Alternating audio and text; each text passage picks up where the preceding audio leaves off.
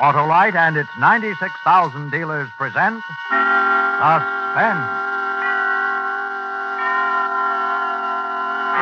Tonight, Autolite brings you Mr. Dennis O'Keefe in Very Much Like a Nightmare, a suspense play produced and edited by William Spear.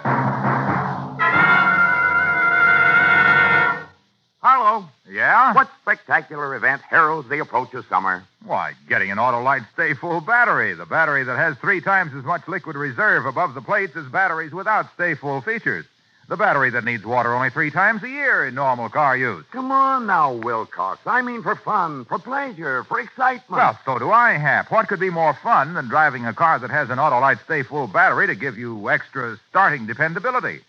What can give you greater pleasure than the knowledge that your Autolite Stay Full battery needs water only 3 times a year in normal car use? And what excitement when you find out that SAE Life Cycle Standard tests show that Autolite Stay Full batteries give 70% longer average life than batteries without Stay Full features. The circus is what I had in mind, Harlow. You should have seen the menagerie. Every kind of animal. Camels? Naturally. Wouldn't be a circus without camels. Well, no camel can teetotal water like the Autolite Stay Full battery that needs water only 3 times a year in normal car use.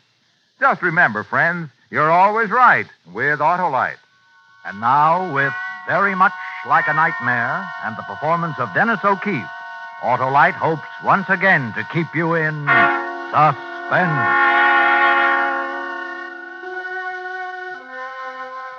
It started out like nothing more than a small, freakish accident.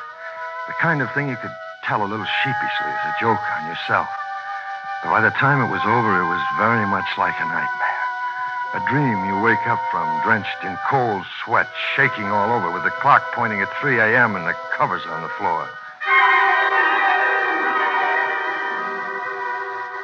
It was only my second day back on the job after a short bout with the flu germ, and I'd been up practically all night working on a job my boss, old Hard Rock Gilman, had been kind enough to save, especially for me. As I walked into the lobby of the Nugent building, my biggest worry was simply whether the little pills my pharmacist mate Hermie had given me would keep me alive and jumping through a rather long day. Eddie, the hawk-faced kid who ran the elevator, was just about to take it up as I came in. Hold it, Eddie. Hiya, Mr. McLean. Oh, I'm sorry, Miss Dupree. Didn't see you. Good morning. Oh, good morning, Mr. Dupree. How are you? Anybody for 3? Don't think I've seen you around lately, Mr. McLean. No, I've been playing hooky. Lucky you. 5, Eddie. Have I ever let you off any other place?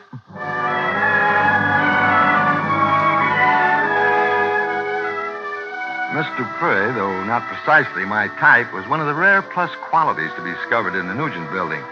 She was one of the few girls I've seen around office buildings who actually looked as though they belonged in somebody's penthouse apartment. She usually tagged along with Ferris, a cocky-looking character who also worked at Circassian Brothers Importers up on 5. 5 out. Watch your step. Thank you, Eddie. Miss Dupree. Yes? Is everything all right? What? Oh, yes, I think so, Eddie. But maybe you'd better check with Mr. Ferris. He may want to send out for a sandwich around 11. Okay.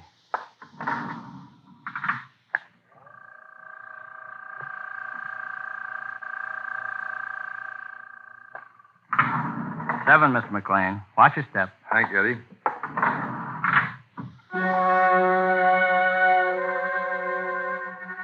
The morning went slowly, even with Hermie's pills to help, but at noon I resumed a pleasant custom which had been temporarily interrupted by my illness, that of having lunch with Miss Catherine Warren, a delightful young lady on whose future I had very definite, if not especially dark, designs. Now for the gruesome lecture. What time did you go to bed last night, Bart? Who, me? Last night? Well, All right, then. It was this morning. It was this morning, wasn't it? Such a charming girl to be so snoopy. Would you like to hear about a very interesting conversation I had going down on the bus this morning with a young man named Herman? Hermie?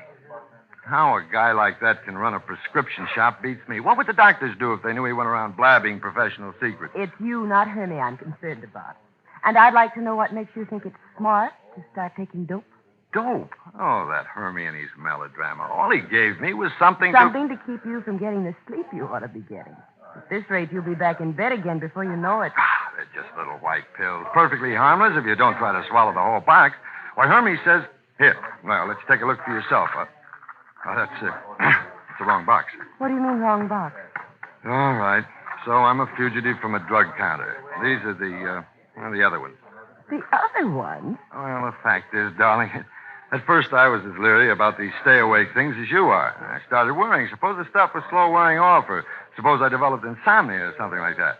Now, Hermes said he doubted that would happen, but just to make sure, he fixed me up with these sleeping pills. More dope. Oh, look, honey. It's not Gilman I'm doing this for. You know that. It's us. I wouldn't have tried to come to work. I know, Bud. I'm sorry. Forget it. Shall I call you tonight before I tuck myself in? If you don't, I'll come over and toss tear gas through your window.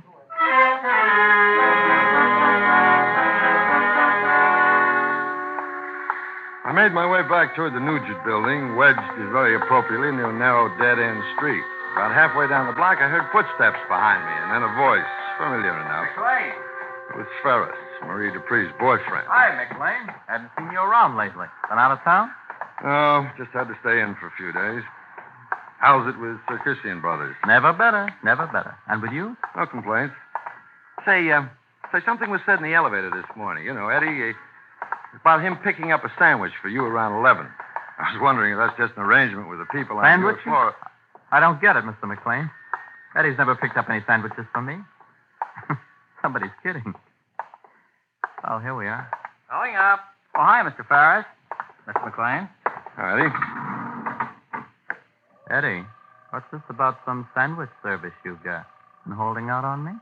Well, Well, Eddie, I just thought I overheard you and Mr. Dupree say something about sending out for a sandwich, so I... Oh, no, that was... No, you got us wrong. I never said that. I told Mr. McLean, Eddie, that it was probably some kind of kidding you and Mr. Dupree were carrying on. That goes to show you should never kid on the job. Yes, sir. That's a good motto for Eddie, huh, Mr. McLean? Never kid on the job. The three of us stood silently in the rising elevator. It seemed to me that Ferris had pushed the sandwich topic a little farther than necessary. Eddie was pretty upset. Well, why would he... Oh, well, it wasn't any of my affair. I went back into my cubbyhole to wait till 3 o'clock, the hour for which Gilman had called a conference with Fisher of Barton and Fisher, our big account. And it was in this conference that the sleep I hadn't got started creeping up on me. Out of a fleecy fog, I suddenly heard Gilman barking at me. McLean! Yeah, huh? Heaven's sake, what's the matter with you? You didn't get out of bed too soon, did you? Oh, no. I'm all right, Mr. Gilman. Oh, good. I'd appreciate your getting Mr. Fisher's brief finished up for me. I hate to ask you this, but I wonder if you'd mind getting it done before you go. I managed an apology and stood up. My eyes burned and my neck muscles seemed to be dragging my head down as I went back to my office. It had been 10, maybe 12 hours since I had taken the last couple of stay-awake pills. If I could borrow enough energy for the next 45 minutes, I told myself I could clean up this last job and the whole blessed night would be mine for sleeping. This time I'd cut the dose in half, only take a single pill, so I shook one of the pills out of the little box and followed it with a glass of water. Then I sat down at my desk and unclipped the sheets that Gilman had given me.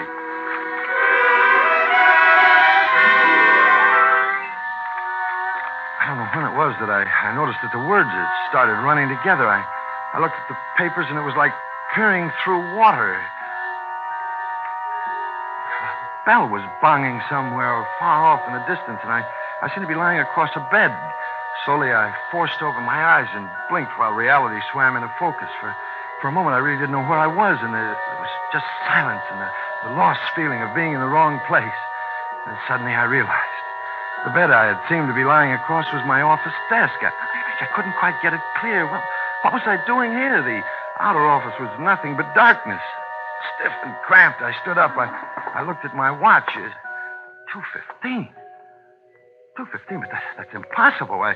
Only a few minutes ago, I looked at my watch and it was... Oh, no, it couldn't have been a few minutes ago. Gilman was here then, and Miss Tyler and the others. It can't be 2 in the morning.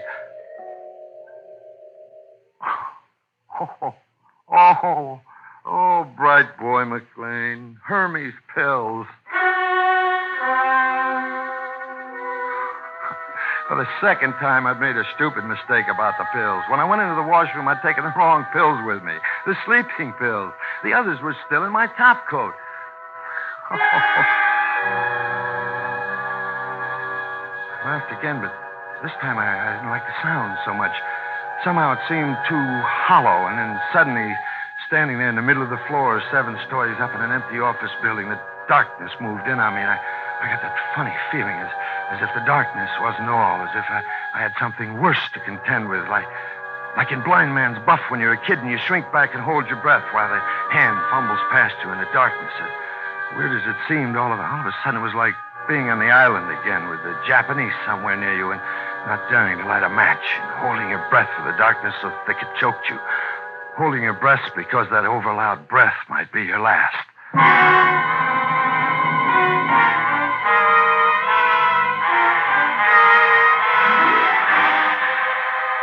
Autolite is bringing you Dennis O'Keefe in Very Much Like a Nightmare. Tonight's production in radio's outstanding theater of thrills, Suspense.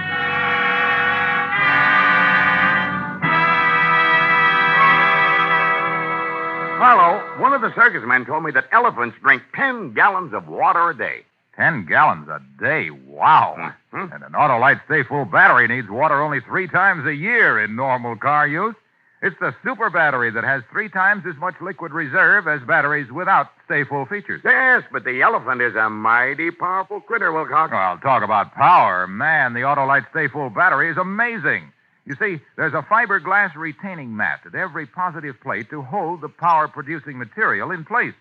That gives you advantages like extra long life, extra starting dependability. You know, Wilcox, the elephant lives a phenomenally long life. Yes, but Hap, think of the lifespan of the Autolite Stay Full battery. Why, according to SAE Life Cycle Standard tests, it gives 70% longer average life than batteries without Stay Full features. And the Autolite Stay Full battery needs water only 3 times a year in normal car use. So, friends, see your friendly Autolite battery dealer. And remember, you're always right with Autolite.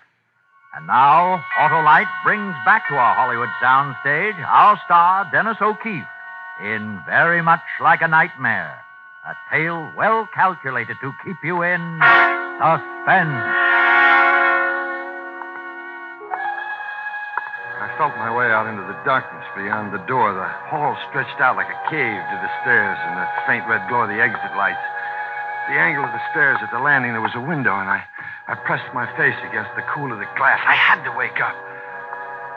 And suddenly a light fanned out over the loading platform down below. Somebody must have opened a door down there. I saw a truck and 3 or 4 men dwarfed by the distance, and the light from the door was gone, but I could still see the stabbing beams from a couple of flashlights. Who was working there at this hour? Why?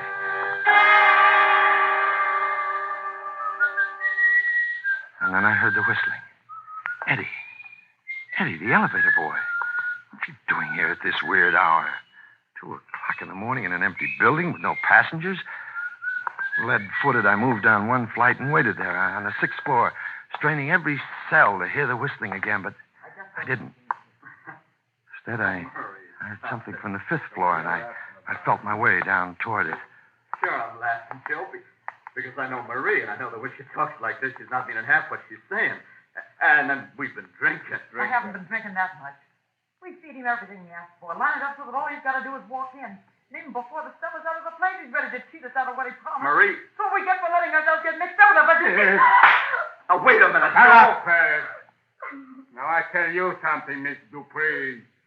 You don't know who you're fooling with. You start calling names and you're going to get hurt worse. Lots worse. Yeah, I hit you, and that ain't all. You figure you don't get enough for what you do. You figure you're being cheated out of your cut. But I tell you something now. You open your mouth the wrong way, I handle you myself. No, wait, Joe. You think we're so scared of you? We'll stand for anything, don't you? Well, if I get nothing, you get nothing, too. Open my mouth. I'll open my mouth, all right. We never should. Get out of my way. Where do you Marie. think you're going from? Marie. Back to you. Joe. I told you to keep your mouth shut. What was this nightmare I'd stumbled into? If I hadn't been groggy and I looked down on the platform from 7, it would have been tipped off by the flashlights. Sarkissian would never have had his workmen stumbling around in that sketchy light with stuff costing a small fortune. The elevator. Eddie was in on it, too, handling something a little hotter now than sandwiches. But after the doors opened, I noticed that the whistling stopped like being cut in two by a knife. The longer I stood there, the more unhealthy my position became, and then I wondered about Albert, the night watchman. Where was he?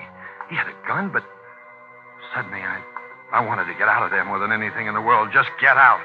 My dash for the stairs to the fourth floor was like a slow-motion dream. Hermione's sleeping pills. I slumped to the floor just out of range of the nearing light as the elevator dropped toward me. And suddenly there it was, a nakedly lighted little room suspended in space. I was staring through its fourth wall at Eddie.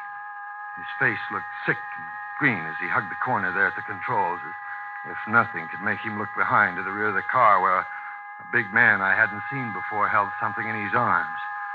Something like an oversized doll whose legs dangled limply. My panic was fighting my fogginess. I stood there trying to think. Then I remembered the telephone. There was a perfectly good phone in my office, but that was 5 flights up, 5 long flights. Hadn't there been a phone on one of the other floors, a base station? I fought my way upward again and found it. I found it on the 3rd.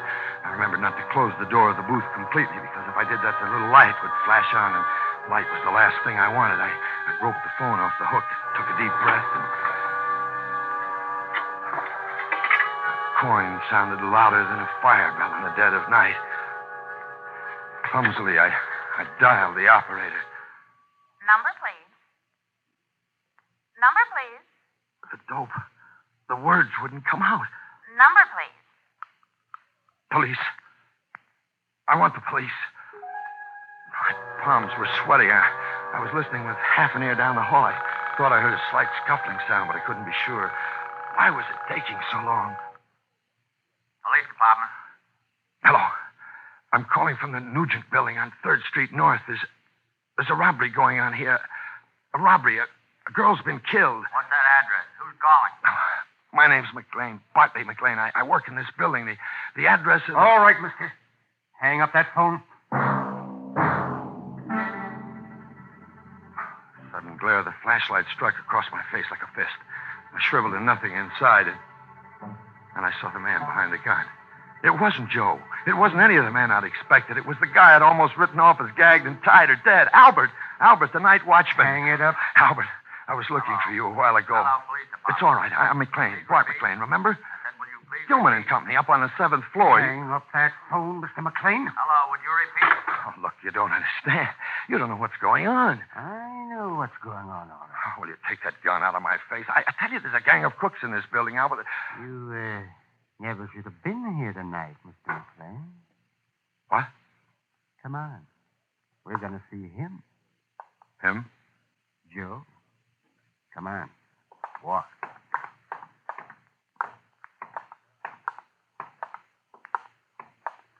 It was a trick we practiced 100 times for combat use, but I never tried it before when it really counted. As I came to the head of the stairs, I whirled and chopped down hard with my right hand. I heard the gun go clattering, but my timing was way off. My left never got into the play. Albert had me by the throat, and the two of us pitched down the steps toward the landing, locked together like a couple of wrestlers, but it was Albert who took the brunt of the fall. His heart was still beating. He was just knocked out, but for how long? Suppose if someone had heard us. They must have heard us, and the gun fall, too. The gun. Up at the top of the stairs. I had to get it. I had to get that gun.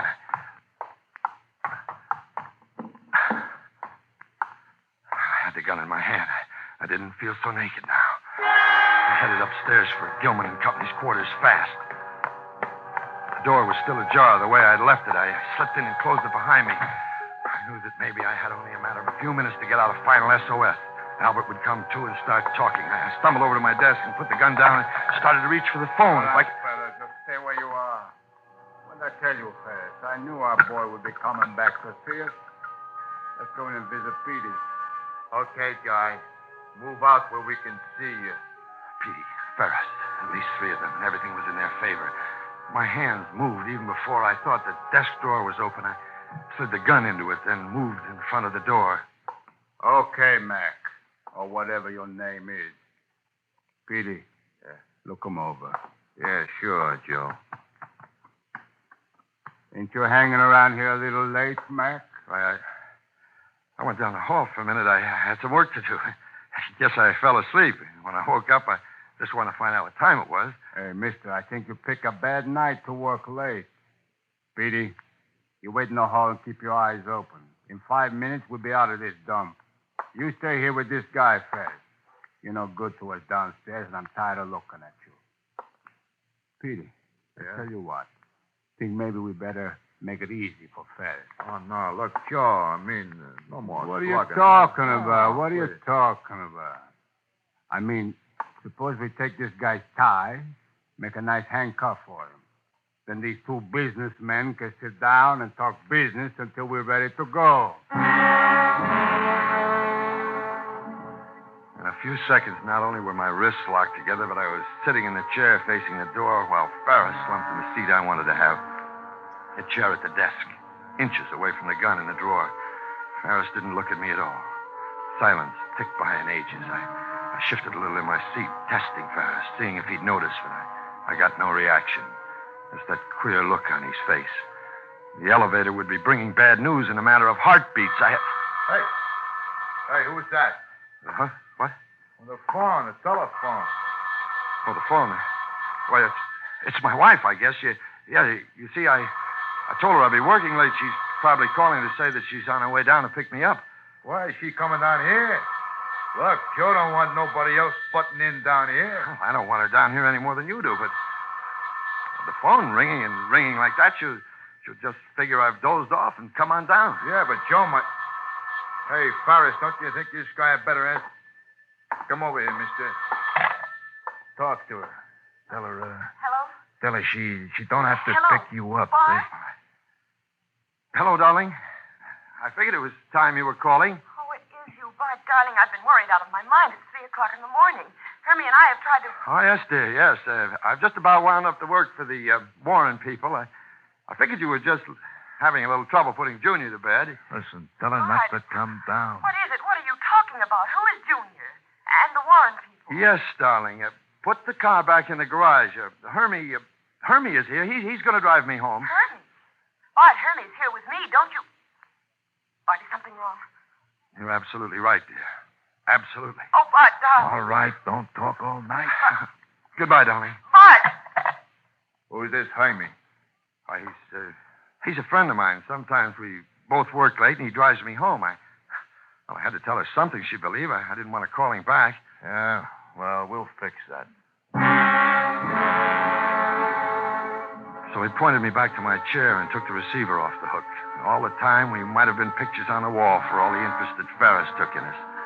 Petey went back out in the hall, and when Ferris did speak, it was all I could do to keep from jumping out of my skin. And his face. I suddenly remembered when and where I'd seen a look like the one on Ferris's face. Funny thing. All this time, I never knew you were married. Oh, yes. I'm married 3 years now. Marie and me, that's what we had in mind all the time. We figured we could make it work. We were going to get married. But you know how it is sometimes. You burn up all you make on clothes and car fare. Joe said no rough stuff. Marie just got excited. He didn't have to. He didn't have to. All right, Ferris. Here they come. Let's roll. Ferris, listen to me.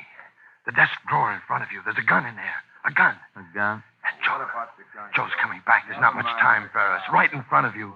In a desk drawer. Open it. Get the gun. So, here's the boy who went out to find what time it was. Smart boy. Can't keep his nose out of people's business. Well, we're going to fix all that up. Oh, look, Joe. Shut up. We found the watchman wife guy. But one little thing we didn't find. We don't find the gun you took off of him. Now you're going to tell me where that gun is. I got something figured out for that little gun. Okay, where is it? Come on. Ask me, why don't you, Joe? Is this what you're looking for? No, wait a minute.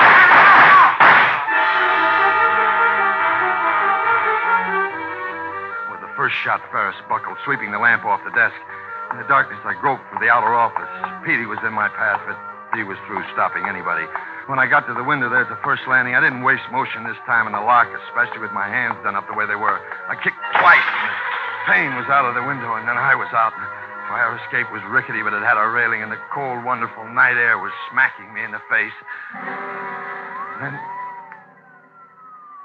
just as I realized that the throbbing in my left arm meant that not all the stray lead had missed me, I heard the music that I had been waiting for. Bless her. Bless my Catherine.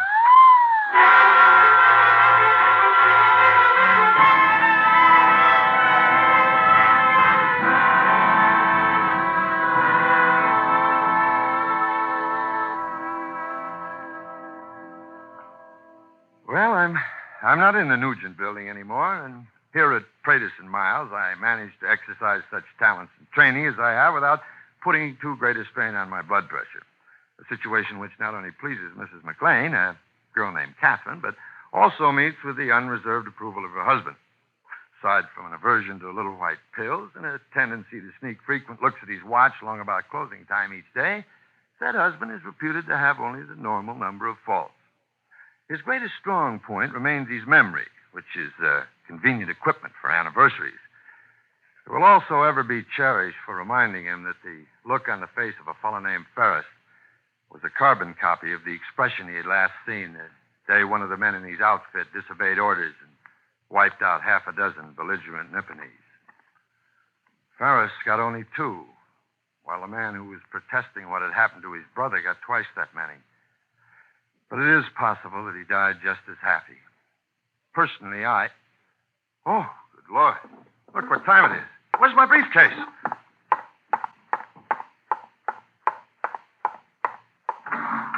Going down. Hold it, Johnny. Make room for one more.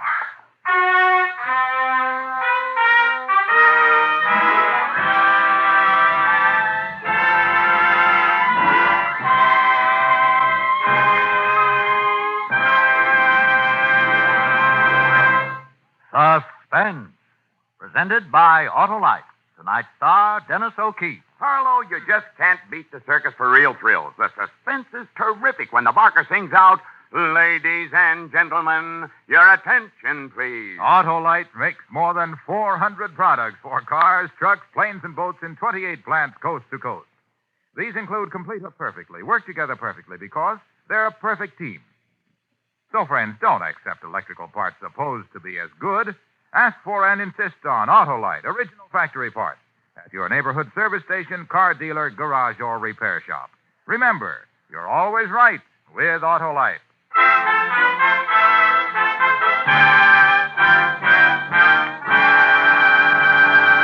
Next Thursday for Suspense, our star will be Mr. Edward G. Robinson. The play is called A Case of Nerves, and it is, as we say, A tale well calculated to keep you in suspense.